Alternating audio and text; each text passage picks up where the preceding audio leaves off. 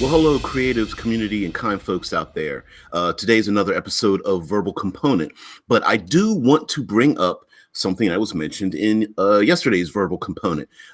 Yesterday's I talked about pets and mounts, and it will have to do with today's subject of faith and divinity. Can we have faith or divine, or can we be agnostic in a world where there is the divine? But let me start with some comments that were made yesterday about adding in pets and mounts. Yesterday, we had a couple of people make some comments. Joseph Keenan, Key Money, and Charlie. Um, uh, Joseph Keenan mentions the fact that you could have this idea of having an evil culture breed the most sought after, like tropical fish or house cats, adding a bit of flavor or contradiction and a complexity to a culture. And even says, snarling bastard comes home from pillaging commoners to play with patches and bumpers, is breeding ragdoll cats. But that's the thing, right? You can have, in our own, we can think of examples in our own culture where you've had brutal regimes and yet they held their animals in high regard, right? I'm sure there were possibly Persian armies that had their elephants that were given, a higher status than the human beings that they were crushing underfoot. Even in our own, here in the States, in our own, the 1800s, as you think of Western movies and gunfighters and gunslingers and stuff. I mean, they were piling up, the dead bodies of indigenous people, Native Americans everywhere. But you steal someone's horse and you're a dead man, right? And even today, we can think of a number of breeds of dogs or cats or horses, and you could put that in the game, right? Maybe there's not just one breed of owlbear. Maybe there's all kinds of breeds of owlbears out there. With horses, you've got like Mustangs and stallions and draft horses and war horses and that kind of thing. But also, someone, Charlie mentioned in the comments from yesterday's episode that isn't this one of the sympathetic connections within the Ring of Fire creates for the Mihan-Gi? They love each other and they're wolves, but are also vicious cannibals. And the role-playing game within the Ring of Fire has a race called the Mihan-Gi, and they are extremely they're cannibalistic, really. Well, cannibalistic in the sense that they eat other sentient races, and they're extremely brutal. They eat raw flesh. They've got claws and everything, and they bond with their wolves, but they don't harm the wolves that they bond with. They are part and parcel of their entire culture. So yes, but how does this little segue deal with faith today? And I would say that on one of the elements of Dungeons and Dragons is that they have clerics, and clerics have divine power, and they're granted that divine power. But for very logical reasons, for both marketing and the comfort of having those things in the game, if you removed clerics out of the game, both mechanically and flavor wise, you don't really see too many hints of the divine. But if we take a closer look at the history of Dungeons and Dragons and our own history, there's a lot of parallels, right? Especially if you take a look at the rich history of Roman and Greek gods and goddesses, they had a huge impact on mythology, and then thereby in the history of Dungeons and Dragons. We have Gorgons and Medusa, although they're two separate creatures in Dungeons and Dragons. They were one and the same in the Greek and culture mythology. You have Minotaurs, which are a thing. The Kraken and those kind of creatures.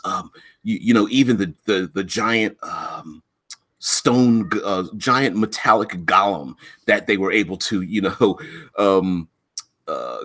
destroy it by opening up the little hatch in its ankle and stuff and causing it to freeze in its place. A lot of these singular creatures became creatures that are part and parcel of Dungeons and Dragons. And there's nothing limiting yourselves from creating and you're setting creatures that are from the divine, right? There's even the idea, and I know I'm probably getting this wrong, of a Neptune creating horses, um, or the idea of unicorns, or the Pegasus being created as well. So you can have creatures that don't have any biological reason for existing other than the gods created it or gifted it to mankind or used it to hunt down their enemies, or this creature exists because of the blood spilled by one of the gods that was injured or killed in a titanic battle. And you can have that in your game where the clerics in your world have a sympathetic or maybe or the reverse relationship with one or more creatures in your world. So for example, maybe all the clerics want to hunt down and kill every minotaur because they are the spawn of a one of the enemies of their divine. And if you have a number of gods, there could be this complex web of we kill all house cats, whereas another divine divine domain cherishes all horses, and yet another one wants to breed falcons or something, and you could have this really complex network of things. Now, it doesn't necessarily mean that the divine has to associate itself with animals. They could associate themselves with anything from spirits to demons to angels, of course. Those are easy fallbacks for fiends or the celestials. But there may be other things such as dragons and whatnot that are spawned from or blessed by or touched by the divine. But there are other things too that we can do to incorporate in our world. Who's to say that our world has to have a cosmology that makes sense? For example, we don't need to have, gravity and the stars and stuff. We can have a world where, the sun is literally a chariot ridden by Apollo in your world. And that individual, when you look up in the sky, we see the sun, but the clerics see beyond that. There is a pay what you want document available from Critical Hit Publishing, and called Sacred Service. And in it is just basically story ideas for creating either an individual cleric, a person of the faith, all the way up to creating a whole religion, and very much flavoring how your clerics exist in your world. And it doesn't necessarily mean clerics, paladins, druids, even warlocks, anything that draws their power from a greater being, how it exists in your world. For example, let's say there's a god of fire. Maybe instead of everyone pulling out their good book and bowing and praying, it could be that the specific religion they pray before a fire. It's not that they just pray randomly; they pray before fire. Whereas the way some other faiths receive their divine messages from above could be completely different. One religion, maybe they feel painful tattoos or scarring across their body that are messages from the divine, whereas others may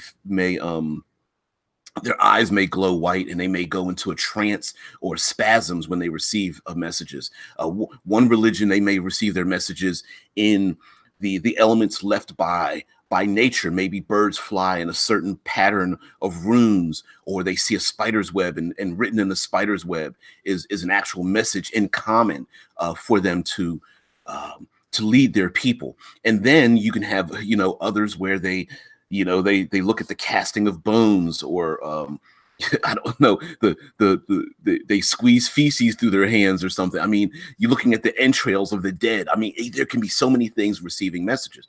But one I think big myth out there is that because clerics exist, the information they're getting is both recognizable and pure, and that's not necessarily the case. For example, a cleric may be told, of a cleric of life may be told, hey, don't get yourself involved with the slaughter of these people in this village. And the cleric's like, well, wait a minute, I'm a cleric of life. I want to protect people. I'm a paladin. I want to defend people's lives, and they may receive a divine message. Please do not involve yourself. Now, this may have something to do with the divine power. They know what's going to happen 1,000 years from now, and they know if you get yourself involved, that maybe a great evil will grow in this village 3 generations from now. You don't know that as a player character, and the people may not know that. So just because there are clerics does not mean that the information they're getting corresponds directly to their desires, what they want, or even has to make sense in any way, shape, or form. They could tell the faithful to go out to an empty road and sit there for 3 days and 3 nights, and they have no idea what's going to happen. And then a stranger wanders along, and they don't know what kind of interaction they're supposed to have when this stranger comes up to them or something. They may kill the stranger, they may feed the stranger, they may hand the stranger some food and have a conversation. But it could, in the minds of the divine, there could be any number of machinations happening, as well as the fact that there could be enemies of the particular player characters or particular faith, and it could be that they're being set up to be pawns or even soldiers in this war. And this war they may not even know what's going on. They just know that they're being instructed to do something. So having messages that are an insight that mortals can understand does not necessarily mean that the divine is giving them messages that they should even understand. Lastly, most divinities completely encapsulate a domain. Like, let's go back to the fire god, right? We as human beings have one wish, but the fire gods are thinking something else. For example, the fire god may say, in a certain town, that there will always be a fire, set upon the highest tower, and it would never go out. And everyone's like, oh, okay, that's cool. But maybe there's a big battle, and the commander of the town guard is like, listen, we need to put the fire out because we need to make sure that we aren't a target for something. And everyone's like, the faithful are like, no, we need to leave the flame going. And the fire god's like, I don't care about your petty wars. You leave my flame going or I will curse you, right? So what do you do if you're maybe there's a god of the harvest, and the god of the harvest gives a plentiful food for everyone, and there's a goblinoid armies, because I always bring up goblinoid armies, right? There's a big goblinoid army, and they're coming to ravage the town and steal all their food and goods and stuff. I mean, what if someone has a plan and says, hey, listen, we've got enough food stored away, let's burn all our fields. If we burn all our fields, there's no food for them to steal, and they don't know where we've hidden our own foodstuffs. The god of the harvest isn't going to go for that. Or maybe the god of the harvest says, feed everyone, including your enemy. And the people are like, they're going to kill us. They don't care about that. They're going to steal all our food. And the god of the harvest is like, that's your problem that you guys are fighting. I am the god of the harvest, and I give plentiful food. And if you want plentiful food, you've got to give my bounty to everyone. So a one-to-one relationship with a PC or a paladin or a druid, being with the elder nature gods or something, doesn't necessarily mean that it is true, that they are given direct instructions, or even having those instructions explained. One method I often mentioned about, although this tends to happen with paladins, not so much in 5th edition, but when paladins break their oath, or a paladin goes against their order, or a cleric breaks does something against their god, that, there's always this 0 to 60 thing. Oh, you didn't follow the god's tenet, so we're going to take away your powers. And I'm extremely against that. You do not want to nerf. You don't want to hamstring. You don't want to make a player character feel like they don't want to play. But one great thing to do is to replace a spell that a player character has access to with another spell. Let me give you an example. You're a cleric of life, you're a paladin of justice or something, you're a druid of life, and then all of a sudden you do something that goes against the tenet, and the next day you go to pray for your abilities, and as the GM, I say, okay, replace before you start picking your spells for after this short rest or long rest or whatever the case may be, one of your spells has to be darkness. And they're like, darkness? I don't have that in my spell. Just one of the spells you have now is darkness, and then maybe they continue to go against their God's order instructions or something and say, you know what, not only with darkness, one of your other spells is also going to be I don't know, something like chill touch or like flame strike or something like that, right? Burning hands or whatever. And it could be that they are slowly being recruited by, an enemy of the divine, a rival, a nemesis.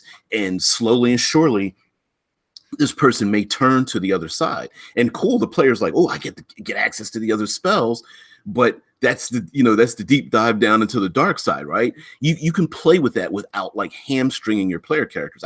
That's just as an example. I of course would talk to my players. That's a session 0 kind of thing. But lastly, when it comes to faith and divine, we don't need to have a pure and amicable relationship with any or all of the deities in a setting, right? Looking at the Greek and Roman gods and stuff, there were plenty of times mortals just raised their fists to the gods and screamed and yelled at them. They knew they were real. They believed they were real, but that didn't mean they liked them or even that they had a particularly good relationship with them. In our own real world religions today, the big three, there are plenty of people who are very religious and very noble people who on a particularly bad day just are pissed off. Oh God, I wish you didn't do this to me, blah blah blah. And it might only be a temporary thing, right? It's like, oh, I had a bad day at work. Oh, why did you make these 3 things happened to me today? I had a flat tire. My boss, yelled at me. Something happened at home, and my basement flooded, and I ripped my jeans, and it just, oh, I can't stand you, And then they calm down. Okay, things will get better, And who's to say people aren't like that? Just because the gods exist do not mean people need to respect them, or even like their power. There's some people that might just they go about their lives like, I don't give honor to the gods. The gods have done nothing to me, or they've just made our lives worse. I'm not going to give them anything, Whereas there are many people who may not quote unquote believe in the gods, but they still go through the traditions. Okay. When sailors go out to sea, they rub the idol or drop a coin into the water or whatever the case may be. Maybe they get together and bow their heads and give us a little prayer to, the ocean and sea gods so that they have a great sailing trip. We have great weather, that kind of thing. Let's keep us safe on the open seas. That doesn't mean that they do that all, when they're on land, but when they're about to go to sea, they're just like, look, I don't know whether there's a sea god or not, but I'm throwing in a coin because just in case I'm wrong, I don't want them to be pissed off at me. As well as there may be people who don't particularly like the sea god, but they respect the sea god's power, and they're just like, here's a coin to the sea god. I mean, there are those kind of things. So sometimes the relationship with gods in the worlds do not necessarily need to be black and white. Also, there may be very many people who have never ever seen the power of the gods. Now, of course, if you have clerics who can heal and have other abilities, they may say, well, okay, you specifically have been gifted by the gods, but in my case, I've never seen their power, change my life. You've been gifted, but not me. As well as there may be complications as far as relatively evil people that are arrogant, that are gifted power by, the power of gods of justice and life. You're like, why is that person's an a-hole? Why are the gods granting them power? I've been devout my entire life and I've never been able to lay hands on someone and heal them. And there's the additional factor of how much power someone has. A cleric that can heal 1 or 2 people by laying on hands may feel depressed when they see 50 people slaughtered in a village, and they go, you granted me power to heal, but you haven't granted me enough power. You're forcing me to choose who lives and who dies amongst these 50 people that have been, stabbed and killed and injured. Why haven't you given me the power to heal all of them? Now you're screaming at the gods like, why are you, making me have to make these decisions over life and death? You're the power of life. Why do this? You have those complications. So Faith and divinity doesn't necessarily mean that things are accepted. The landscape itself could be affected by or manipulated um, by the gods. Again, bringing up Within the Ring of Fire. Let's see, do I have the book nearby? Yeah, bringing up the role playing game Within the Ring of Fire. This book is the 77 Thrones. It's about all the gods, 77 thrones or 77 days. But anyway, Within the Ring of Fire, I mean, there was such a battle that one of the gods died, fell to the earth. Their blood killed everything, and there's this thing called the Blue Sea, which is like a blue sandy desert, and there are an evil horde lives in the bones of the dead god, because the bones are like a giant city, the rib cage and the skull and all that kind of business. So you can have the dead elder gods that, the mountain range exists not because of geological effects, but because of the elder god of stone, or the dwarves or something was killed and fell to the earth and created these giant mountain range right in the middle of nowhere. The oceans exist because the god of the seas, wept when he saw this, great desert or something, and that's where the oceans came from. So yes, you can have the world created by the divine, and even having things, created that have no scientific reason for it being there, but it just exists there for because the gods want them to. Within the Ring of Fire, all the clouds are shaped like birds. And when there's a thunderstorm, there's a big thunder type bird that rains down rain in the shape of a big giant bird. And that may be a thing. And if you kill a bird, maybe the Thunderbird god or something takes offense to that and may come after you, or in one way, shape, or form, sending some of its followers, or causing bad weather for you, or extreme storms or tornadoes or something, whip down on the party, and like, what did you do? And like, I don't know, I kicked the nest out of a tree, and now all of a sudden all of our our travel plans have changed a bit.